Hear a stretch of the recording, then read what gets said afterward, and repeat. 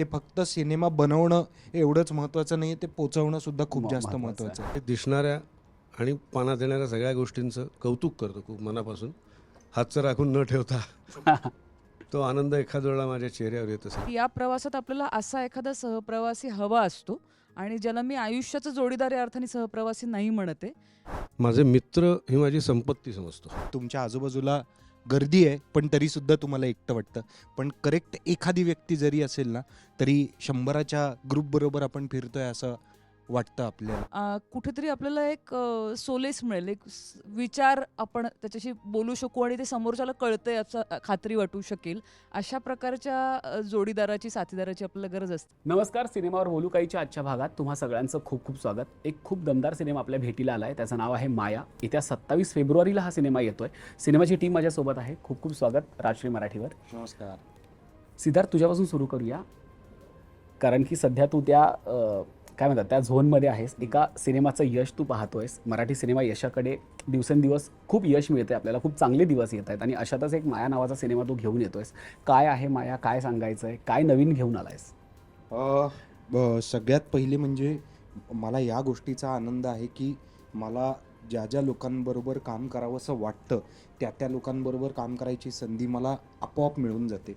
याचा मला एक खूप आनंद आहे. मला मुक्ताबरोबर काम करायला कायम आवडतं. मला आदित्य दादाबरोबर काम करायची संधी खूप खूप खूप आधीपासून हवी होती. मी डॉक्टरांसोबत माझ्या पहिल्या सिनेमामध्येच काम केलेलं आहे आणि त्याच्यानंतरही अग्निहोत्रमध्ये त्यांच्याबरोबर काम करायची संधी मिळालेली आणि आता खरं तर अनेक वर्षानंतर ही संधी पुन्हा एकदा मिळाली. मला एकदा आदित्य दादाचा फोन आला.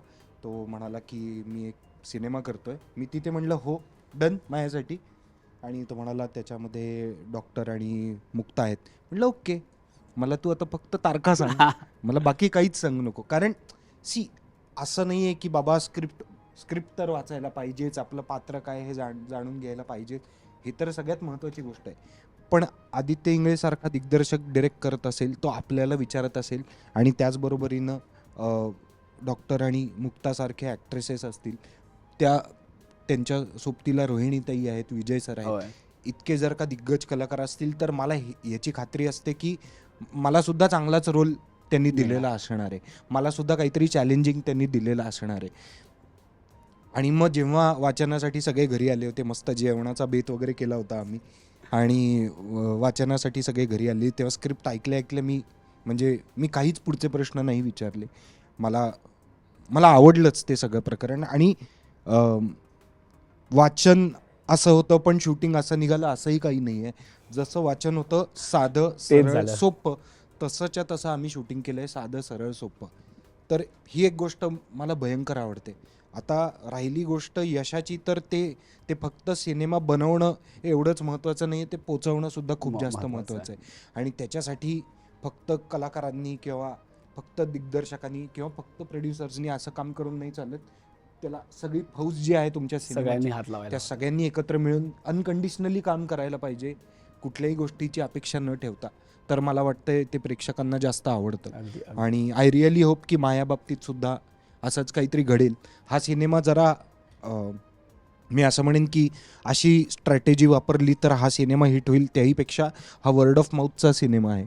हा प्रेक्षकांनी पाहिल्यानंतर गप्पांमध्ये जेव्हा आपल्या सिनेमाचं नाव घडेल, बाहेर येईल, तेव्हा ते सगळ्यांमध्ये पसरलं जाणार आहे. मग एक माणूस 10 जणांना सांगेल, 10 100ला सांगेल आणि 100 हजारांना सांगतील. अशानेच हा सिनेमा मोठा होईल.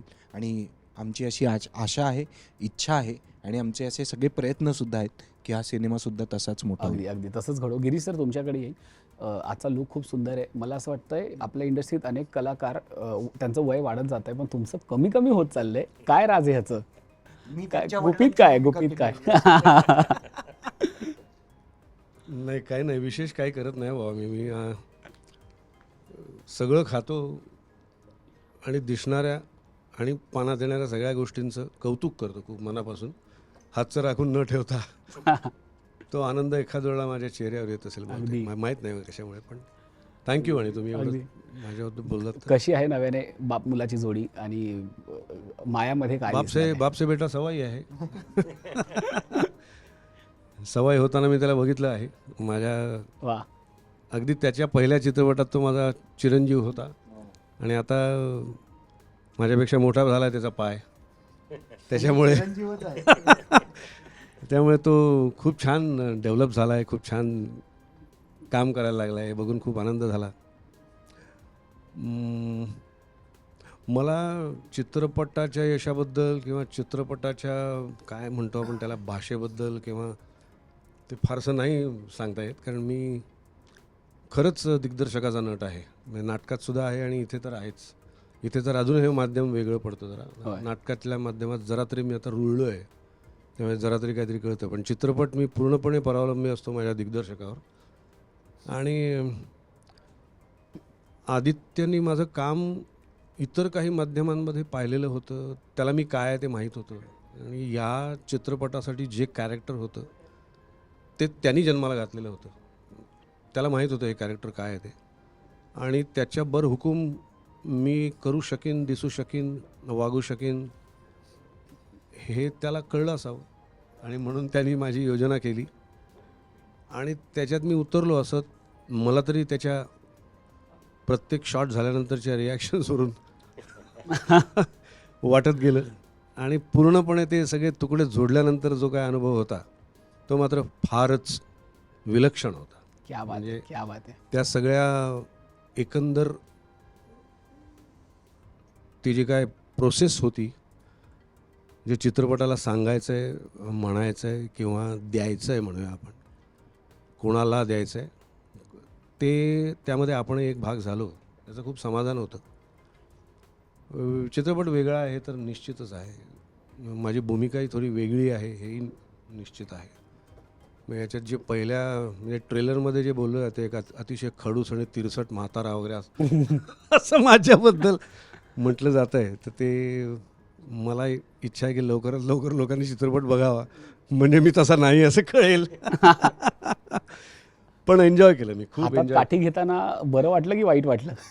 नाही, भूमिकेसाठी बरं वाटलं, पण माझी काठी खरं तर चित्रपटात हा होता. वा. आणि खरंच म्हणजे माझी पूर्ण काठी तोच होता, लेखक होता, दिग्दर्शक होता, आणि त्यामुळेच मी करू शकलो. अगदी. आणि याच्यात काही नम्रपणा किंवा काही म्हणजे हे वगैरे नाही, खरंच तसं होतं. मला माहितीच नव्हतं काय बाकीचा सगळा कॅनव्हास आहे, आणि खूप मजा आली. अगदी. मुख्य काम करताना खूप मजा आली. त्या लंडनच्या एक तर वातावरणात आम्ही काम करत होतो, हवा खूप छान होती, वातावरण खूप चांगलं होतं. शूटिंगचं आमचा क्रू जो होता युनिट ते खूप आटोपतं होतं, असं छोटंसं होतं. सगळे खूप प्रेमाने काम करणारे होते आणि त्यामुळे फार मजा आली. आणि ती सगळी मला वाटतं रिफ्लेक्ट झाली आहे फिल्ममध्ये, तिथली मजा, तिथलं सगळं वातावरण. आणि आम्ही एकमेकांना सगळ्यांना खूप छान ओळखत होतो, एकमेकांचे स्वभाव माहीत होते, सगळं छान होतं. फन मजा आली, खूप छान मजा आली. वा वा.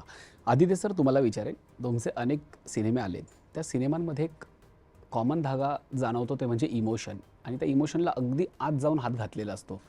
हे कुठून आलंय तुमच्यात? हे कसं झिरपलंय? कुठून झिरपलंय? काय आहे त्याचं गुणसूत्र? मला वाटतं आपण सगळेच जण असतोच इमोशनल. किंबहुना भावना हा माणसाचं मूलभूत गरजही आहे आणि स्थायी भावही आहे. बऱ्याच वेळेला आपण वेगवेगळ्या अर्थाने, वैचारिक असेल किंवा बाकी आर्थिक वगैरे प्रगतीच्या नावाखाली आपण भावनांना दुय्यम लेखत जातो बऱ्याच वेळेला. कारण काहीतरी अचीव करायचं असतं, काहीतरी मिळवायचं असतं, तर भौतिकापुढे बऱ्याच वेळेला भावनेचा गळा घोटला जातो. पण आपण त्याच आपल्या राहून गेलेल्या किंवा मिसआउट होणाऱ्या गोष्टी जेव्हा पडद्यावर बघतो त्यावेळेला आपल्यालाच पुन्हा त्याच्यावरती विश्वास वाढतो किंवा त्याची साथ मिळते. आपल्याला तसं करावंसं वाटतं. आणि कदाचित माझा मूळ स्वभाव तसा असेल म्हणूनही असेल, कारण प्रत्येक जो कोणी दिग्दर्शक त्याचा स्वतःचा जो भाव असतो तोच शेवटी उमटत असतो. लेखक दिग्दर्शक जो आहे तो, आणि तो प्रत्येक व्यक्तीचा वेगळा असतो. त्यामुळे त्याला योग्य अयोग्य असं काही नसून मला असं वाटतं की तुम्ही एक्सप्रेस काय होत आहे, तुमची अभिव्यक्ती काय आहे, ती सहज जर असेल तर ती कायम पोचू शकते. तर मला वाटतं माझी बहुतेक ती असावी. याच्यातलं जे इमोशन आहे ते खूप, जसं आपण ट्रेलरमध्ये बघितलं की त्याला खूप एक तरलता आहे त्याला. पण ही कथा लंडनमध्ये नेण्यामागचा काय नेमका उद्देश होता किंवा ती लंडनमध्ये कशी काय चपखल बसली? आता तुम्ही सिनेमा बघितल्यावरती तुमच्या लक्षात येईलच, पण त्यातला महत्त्वाचा भाग असा आहे की आपल्या आणि पाश्चात्य संस्कृतीमधला एक फार मोठा फरक असा आहे की माणसं ही मुळात एकेकट्या माणसांची गोष्ट आहे. आणि जसं आमच्या आधीच्या सिनेमात डॉक्टरांच्याच तोंडी वाक्य होतं बिनलग्नाची गोष्टमध्ये की 21व्या शतकामध्ये एकच आजार उरणार आहे, तो म्हणजे एकटेपणा, लोनलीनेस. त्याला माणसाशिवाय पर्याय नाही. त्याचंच एका प्रकारे एक्सटेन्शन हे आहे की एकटी एकटी माणसं होत जातात आणि मुळात आपल्याकडे काहीही झालं, काहीही हवं असलं, खुट्ट झालं तरी आपल्या आजूबाजूला भाऊ बहीण, नातेवाईक, मित्रमंडळी, आप्तेष्ट, सोसायटीत राहणारे, इथपासून कुठेतरी आपल्याकडे माणसं हाताच्या अंतरावर असतात. परदेशात ते जरा कठीण आहे. आणि अशा एकट्या माणसांची गोष्ट की जे इथून निघून गेलेत, या आपल्या मातीतून उठून कुठेतरी बाहेर जाणं, पळून जाणं आणि परत त्याच्याकडे परत येणं, हा प्रवास असल्यामुळे तो परदेशात करणं आवश्यक होतं. त्याचं पूर्ण आपण ज्याला कॅनव्हास म्हणू, तो कॅनव्हास जो असतो त्याच्यावरती खूप ठरतं. म्हणजे एखादी शहरातली गोष्ट तुम्ही खेड्यात शूट करू शकत नाही. जसं शहरी मुलांची जर गोष्ट असेल ती जर खेड्यात शूट करू शकत नाही, खेड्यातली गोष्ट शहरात करता येत नाही. त्याच पद्धतीने ह्या अशा एकट्या, दुखावलेल्या, भंगलेल्या माणसांचं एकटेपण आपल्यापेक्षा परदेशात जास्त ठळक होतं. म्हणून वा, वा, ती वा, बाजू वा, घेतली वा. होती. ते दिसतंच आहे की एकटेपणा आणि पोरकेपणा मुळात तो ह्या सिनेमाचा एक धागा आहे. सिद्धार्थ, जेव्हा आपण काय म्हणतात की वडिलांसाठी आपण मूल असतो, पण अशा वडिलांसाठी जेव्हा आपल्याला वडील होण्याचं सौभाग्य मिळतं किंवा त्यांची काळजी घेण्याची काय म्हणतात आपल्यावरती वेळ येते म्हणू शकतो, तेव्हा नेमकी काय भावना असते? कारण की तू ह्या सिनेमाच्या निमित्ताने ते सगळं जगलाय आणि ते अनुभव शेवटी आपण सिनेमाच्या निमित्ताने जगलो तरी ते आपल्यात कुठेतरी झिरपत असतं. हे बघ, मला असं वाटतं की आपल्या सगळ्यांच्या आयुष्यात आपल्याला एक संधी मिळते प्रत्येक वेळेला. एक तर मूल व्हायची, मग ते मूल जपायची, मग वडील व्हायची खऱ्या अर्थी. आणि लहानपणीच काय म्हणू, आपल्यामध्ये सगळ्यांमध्येच एक लहान मूल पण असतं आणि एक वडीलही असतो. कारण आपण कोणाकोणाला पाहून तयार झालेलो असतो. आपणच काही तयार होत नाही. म्हणजे मी आता माझ्या आयुष्यातल्या वडीलधाऱ्या माणसांना पाहूनच मी तयार झालो आहे. ते जेव्हा पडद्यावर एक्सप्रेस करायला मिळतं तेव्हा ना असं एक खूप मोठं प्लेग्राऊंड असतं समोर की मी कशातलं काय वापरू. म्हणजे आता माझे वडील या सिनेमामध्ये असे खूप तिरसट आहेत, दारू पितात वगैरे. तर मी त्यांना हँडल कसं करायचं आहे? तर मी त्यांचा वडील बनायचं आहे का, मी त्यांचा मित्र बनायचं आहे का मी एक्झॅक्टली कुठल्या रूपात त्यांच्यासमोर जायचं आहे? अशी एक तारांबळ उडू शकते प्रत्येक पोराची. तर मला असं वाटतं ना, ते आदित्यनी लिहिलंच अशा प्रकारे की त्या मुलाला कधी त्याला तो वडील बनतो, कधी तो मित्र बनतो, कधी तो परत त्यांचा मुलगा म्हणूनच असतो समोर. सो असे वेगवेगळे रोल प्ले करावे लागतात खास करून अशा व्यक्तींसमोर जे पूर्णपणे तिरसट असतात वगैरे. सगळे अशा व्यक्तींसमोर तुम्हाला वेगवेगळ्या भूमिका सतत घ्याव्या लागतात. तर मला वाटते ते आदित्यच्या लिखाणातच आहे, माझ्या भूमिकेबद्दल सुद्धा, की तो कुठल्या वेळेला योग्य डोकं वापरून स्वतःचा चाम न घालवता, स्वतःमधलं लहान मूल न घालवता तो कसं ते जपून आणतो हे तुम्हाला सिनेमात बघायला मिळेलच. गिरीश सर, एकटेपणाविषयी आपण बोलतोय. आपण इंडस्ट्रीत काम करत असताना आता आपल्या बाजूला चिक्कार माणसं असतात. आपण जिथे जाऊ तिथे आपल्याला संधी असते माणसं जोडण्याची. हा एकटेपणा आणि खूप माणसांमध्ये असणं ह्यातला तुम्हाला काय फरक जाणवतो? की एकटेपणा असल्यावर माणूस कसा असतो आणि खूप माणसं जेव्हा आपल्या आजूबाजूला असतात तेव्हा जगण्याला काय वेगळी मजा येऊ शकते? माझं स्वतःचं म्हणाल तर मी माझे मित्र ही माझी संपत्ती समजतो. सगळ्यात मोठी संपत्ती माझी काय असेल तर ती मित्र. माझे गावोगावी, तुम्ही गावाचं नाव घ्या आणि तिथे माझे कमीत कमी 5-6 मित्र आहेत.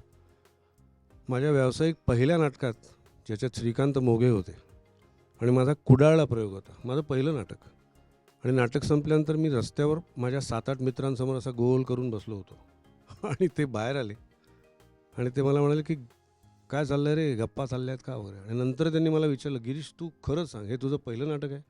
म्हटलं हो. पहिल्या व्यावसायिक नाटकात कुडाळसारख्या ठिकाणी तुला 7 मित्र आहेत. म्हटलं हो आहेत. पण खरंच आहेत आणि मी खरंच ती संपत्ती समजतो. माझे खूप मित्र आहेत, गावोगावी मित्र आहेत. मी ज्या ठिकाणी ज्या प्रोजेक्टमध्ये जातो तिथे सगळे माझे मित्र बनतात. आदित्य माझा चांगला मित्र बनला, नितीन वैद्य माझा चांगला मित्र बनला, हा माझा चांगला मित्र बनला. त्याच्या मागे मला असं वाटतं की उद्देश तुमचे जे असतात ना ते जर का प्रामाणिक किंवा काय म्हणतो आपण त्याला करेक्ट असले, चांगले असले, तर मग काही येत नाही त्याच्यात. उद्देश जर का करप्ट असले म्हणजे त्याच्यात काहीतरी जर का मालफंक्शनिंग असलं किंवा व्हायरस असला तर ते दोन्हीकडून होत नाही. माझ्याकडनं मी पूर्ण निरपेक्ष पाहिजे, तर समोरचा पण निरपेक्षपणे तुमच्यात येतो, तुम्ही त्याच्यात जाता आणि ते तसंच राहतं. मला नेहमी असं वाटतं, मी नेहमी बोलून दाखवतो की तुम्ही तुमच्या मागे जर तुमच्याबद्दल चांगलं बोललं जात असेल तर त्यासारखी तुमची अचीवमेंट नाही. आणि ते मी पाळत आलो आणि त्याचं मुख्य कारण सध्या मी यंगस्टर्समध्ये बघतो आहे ते संपर्कासाठीच निर्माण झालेलं माध्यम म्हणजे फोन, आणि तोच तुमचा संपर्क कमी करत चालला आहे. म्हणजे मी बघतो शूटिंगला तर 8-8, 10-10 यंग पोरं अशी बसलेली असतात. शॉट संपल्यानंतर मी येतो तेव्हा प्रत्येकजण आपापल्या फोनमध्ये असतं आणि ते एकमेकांशी कोणीच बोलत नसतं. आणि मला तेव्हा वाटतं की बा असं का होतं आहे. मी शूटिंगला फोन वापरत नाही, माझा फोन मेकअप रूममध्ये असतो किंवा काय असेल. त्यामुळे लोक म्हणतील हा जुनाट मताचा आहे वगैरे असं असू दे, पण काहीतरी होतं आहे खरं की संपर्क कमी होत चालला आहे. आणि हां, आणि त्याच्यातूनच कुठून तरी ते येतं की ते त्याला कळत नाही की आपण एकटे होत चाललो आहे. आपण आभासी परिचित माणसांच्या कमेंट्सवर, त्यांच्या ॲप्रिसिएशनवरच फोपावत चाललो आहे किंवा निराश होत चाललो आहे. खऱ्या लोकांची खऱ्या प्रतिक्रिया, खऱ्या डायरेक्ट दिलेल्या प्रतिक्रिया, कौतुक, टीका ही सगळी जात चालली असं मला वाटतं फार, आणि ते फार आवश्यक आहे. माझं काम कसं झालं हे मला जेव्हा डायरेक्ट कळतं तेव्हा जास्त चांगलं असतं. असो तो खूप वेगळा विषय आहे, मी काहीतरी खूप गहन बोलायला लागेन तर ते चुकीचं होईल. पण तो जो म्हणालात तुम्ही की तो एकटेपणा वाढत चालला आहे, तो मला असं वाटतं की ती जबाबदारी पालकांची आहे. लहान मुलांना त्या माध्यमापासून त्यांनी लांब ठेवायला हवं, तर तो एकटेपणा कमी होईल आणि ती मुलं जरा जास्त एकमेकांशी बोलायला लागतील, संवाद वाढेल. आणि मला सरांच्याच बोलण्याला थोडंसं एक्सटेंड करायचं आहे. ते म्हणजे एकटेपणा घालवण्यासाठी काय फक्त माणसांची गरज नसते, तर योग्य माणसांची गरज असते. अनेकदा होतं असं की तुमच्या आजूबाजूला गर्दी आहे पण तरीसुद्धा तुम्हाला एकटं वाटतं, पण करेक्ट एखादी व्यक्ती जरी असेल ना तरी 100च्या ग्रुपबरोबर आपण फिरतोय असं वाटतं आपल्याला, असं अनुभव मिळतो. तर योग्य माणूस जर का तुम्हाला मिळाला तर तो मग एकटेपणा कधीच येत नाही तुमच्या क्या आयुष्यात. बात आहे, क्या बात आहे. मुक्ताताई, खूप खूप स्वागत तुझंही. माया सिनेमा येतोय, वेगळी भूमिका आहे.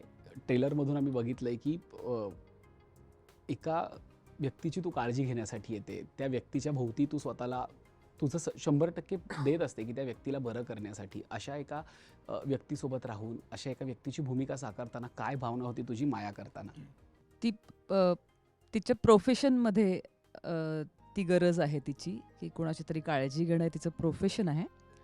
पण मला असं वाटतं की आत्ता आपण ज्या पद्धतीने जगतो सगळेजण, मी बहुतेक यायच्या आधी याच विषयावर बोलणं चाललं होतं असं मला वाटतंय थोडंसं. पण आपण बऱ्यापैकी आपण स्वतःच लोकांमध्ये असलो तरी काहीतरी कंडिशन्स अशा आहेत की आपण आयसोलेशनमध्ये गेलोय सगळेजण आपले आपले आणि आपापल्या बेटावर राहतो आहोत. आणि जेव्हा सिद्धार्थ जेव्हा आता म्हणाला की 10 लोकांबरोबर असण्याची गरज नसते, एक चांगला माणूस सुद्धा पुरतो बरेचदा, पण तो योग्य असला पाहिजे कंपनी म्हणून.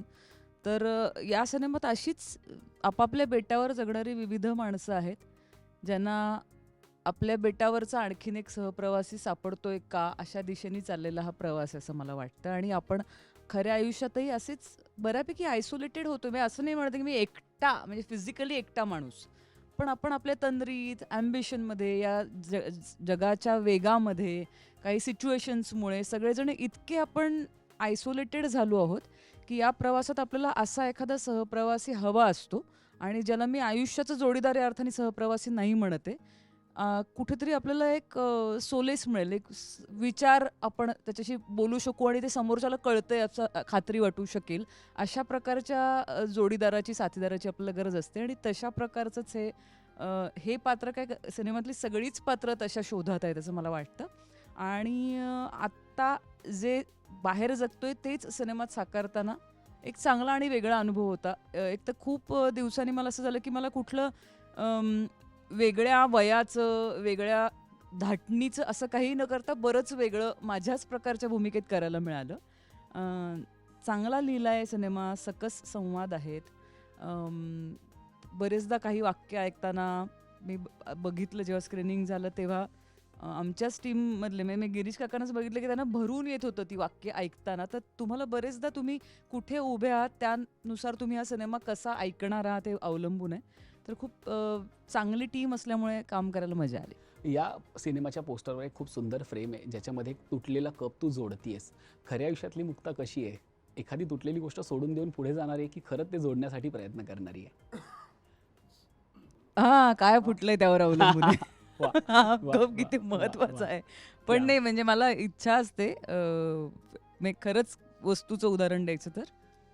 पण फॉर्च्युनेटली व्यक्ती म्हणून मी अशी की मला खरं तर फार बॅगेज नाही आहे. मला लक्षात नाही राहत. काही भांडणं झाली, काही तुटलं फुटलं तर मला एक 6 महिन्यांनी जर आपलं भांडण झालं असेल आणि 6 महिन्यांनी भेटलो तर मला हे लक्षात राहत नाही की आपलं भांडण झालं होतं. अरे काय कसं आहे असं म्हणून मी सुरू करते, कारण माझा मेमरी स्लॉटच छोटा आहे खूप. त्या मनाने मी मग सुखी आहे की बॅगेज नाही आहे त्यामुळे मला काही. त्यामुळे मी कप दुरुस्त करण्याच्या बंधात पडण्याच्या ऐवजी मी विसरतेच की हा कप फुटला होता आणि त्यातनं चहा प्यायला लागते, कॉफी प्यायला लागते, असं ते माझं आहे. जाता जाता मी पुन्हा सिद्धार्थ तुझ्यापासून सुरुवात करेन. मला प्रत्येकाकडनं एक असा प्रसंग हवा आहे की मगाशी गिरीश सरही म्हणाले की एका प्रसंगाला मलाही खूप भरून आलं होतं. आता मुक्ताताई म्हणाली की सिनेमा बघताना असे डोळे पाणावले होते. ह्या सिनेमाने खूप काही भरभरून तुम्हाला दिलं हे तुमच्या बोलण्यातच आता जाणवत आहे. प्रत्येकाने मला एक किस्सा, एक प्रसंग असा सांगावा की जो ह्या सिनेमातला लक्षात राहणारा आहे किंवा पडद्यामागे अशी काही घटना घडली की जी तुमच्या स्मरणात कायम राहील, मायामधली. मी तुला सांगू का, हा हा अख्खा सिनेमाच तुला एक प्रसंग वाटेल खरं तर. हा हा असा सिनेमा नाही की या सिनेमातला एक प्रसंग किंवा या सिनेमातला एखादा सीन किंवा ही दिलेली रिॲक्शन, जे जे काही झालेलं आहे ते सगळंच तुला एका छोट्या प्रसंगासारखं वाटेल की अरे या तिघांच्या आयुष्यात काहीतरी घडून गेलं, या खरं तर 5 जणांच्या आयुष्यात काहीतरी घडून गेलं आणि ते आपल्याला पाहता आलं खूप चांगल्या डिटेल्समध्ये. हा सिनेमाच एक खूप मोठा प्रसंग आहे असं मला वाटतं आणि हा प्रेक्षकांच्या 100% लक्षात राहणार आहे. 100% सांगेन की आम्ही चौघांनी रोज पॅकअप नंतर जे डिनर्स एन्जॉय केलेले आहेत आमचे दॅट इज इनक्रेडिबल. म्हणजे इतक्या वेगवेगळ्या गप्पा, आणि काही काही वेळेला अत्यंत मूर्ख गप्पा सुद्धा, काहीही कशाशीही काही देणं घेणं नसताना. सो आम्ही खरं तर आमची सोबतच सगळ्यात जास्त एन्जॉय केली, आमच्या चौघांची. मला असं वाटतं की लंडनला सिनेमा करणं हा मोठा टास्क होता त्यातला. म्हणजे माझा पहिला आणि कदाचित शेवटचा अनुभव आहे तो. कारण बऱ्यापैकी रिस्ट्रिक्टेड वातावरणात तुम्हाला काम करायला लागतं आणि त्यामुळे सिद्धार्थ म्हणतोय ते की दिग्दर्शकासकट मला वाटतं निर्मात्यानेही असेलच ते बंधन, पण खूपच जास्त टाईट शेड्यूल होतं आणि खूप कमी रिसोर्सेसमध्ये सिनेमा झाला. त्या मनाने तो जो दिसतोय तो फारच छान दिसतो आहे. ही सगळ्या टेक्निशियन्सची आणि दिग्दर्शकाची कमाल वाटते मला, कारण ज्या पद्धतीने ते अगदी एका डिपार्टमेंटचा एकच माणूस, स्पॉट दादा एकच, जे स्पॉट दादा होते तेच इस्त्री करणारे होते आणि मी असं एकांकिकेच्या स्पिरिटनीच करायला लागतं मला वाटतं लंडनला सिनेमा, तसं ते होतं. त्यामुळे तसं एका अर्थाने तो वेगळा अनुभव याकरता होता की तो खूप जास्त दिग्दर्शकाला सुद्धा खूप जास्त मुभा न देणारा होता. की काही लोकेशन्स म्हणजे 9 वाजता रॅपअप, म्हणजे 9 वाजता तुम्ही शेवटचं इक्विपमेंट बाहेर पडलं पाहिजे त्या लोकेशनमधनं, अशी परिस्थिती. 9 to 9 शिफ्टला 9 वाजता तुमचं पहिलं पाऊल आत जातं आणि 9ला शेवटचं पाऊल बाहेर पडतं. ह्याच्यामध्ये जे कराल ते काम. त्यामुळे त्या सगळ्यानंतर मी जेव्हा सिनेमा बघितला तेव्हा मी वेगळ्याच गोष्टीसाठी रडत होते की बापरे, हा सिनेमा आला रे आकाराला, असा चांगला झाला आहे हा सिनेमा, कारण कसा शूट केला आहे हे माहिती होतं. आणि मग त्यातनं मजा शोधतो माणूस, आनंद शोधतो. तसं चांगली कंपनी असल्यामुळे आम्ही शोधले आनंद, कारण डिनर्स एन्जॉय केले, म्हणजे त्यातलं फूड नाही, गप्पा. कारण ते एका पद्धतीने एकच गोष्ट येणार होती रोज, एकच आम्हाला माहिती होते की दुपारी 4 वाजता बाकरवडीचा डबा उघडला जाणार आहे, संध्याकाळी आवोकाडो डब्यात येणार आहे वगैरे वगैरे. या सगळ्याच्या पलीकडे जो मी प्रोडक्शनसाठी ते अवघडच असणार आहे सगळं. त्यामुळे मला तोपर्यंत माहीत नव्हतं की लंडनला सिनेमा करणं म्हणजे काही छान छान दिसतं एवढंच माहिती होतं. ते छान छान दिसण्याच्या पुढे मागे काय असतं, म्हणजे मगाशी जे सिद्धार्थनी गंमत म्हणून नितीनचं उदाहरण दिलं की 4च लोकं होती, तर ते सिनेमा ही अशी खरं तर करण्याची गोष्ट नव्हे. पण तरी ती मराठी माणूस जिद्दीने करून पुढे नेतो आणि अनेक सिनेमे ही मंडळी करता आहेत लंडनला अजूनही. तर त्याचं मला खरंच कौतुक वाटतं, कारण अवघड आहे असं काम करणं. मला तर ते अवघड वाटलं. तर या मगाच्या सगळ्या प्रश्नावर तरी सुद्धा मी असं सांगेन की यांनी फारसे प्रसंग सांगितले नाहीत, पण मला ना कितीही वेळा एकाच प्रसंगावर किती वेळा बघितल्यावर सुद्धा रडू येतं. माझा एखाद्या वेळा प्रॉब्लेम असेल किंवा एखाद्या वेळा काय असेल मला माहीत नाही, पण मी खूप लवकर रडतो किंवा लवकर हसतो, खूप कळकळून हसतो, खूप बदा रडतो. तसं या चित्रपटातले काही प्रसंग मी आत्ता प्रसंग सांगत नाही, कारण नाहीतर मग ते सगळं डिस्क्लोज होईल.